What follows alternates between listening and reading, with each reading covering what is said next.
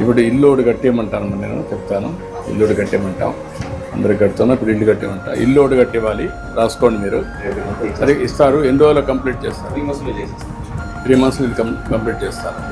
2 రూములు ఈ ఆడపిల్లలు ఉన్నారు కాబట్టి 2 రూములు డిజైన్ చేసి ఒక ఇల్లు కట్టివ్వండి. ఎంతైతే అంత పెట్టండి, నేను ఆర్డర్ తీస్తాను.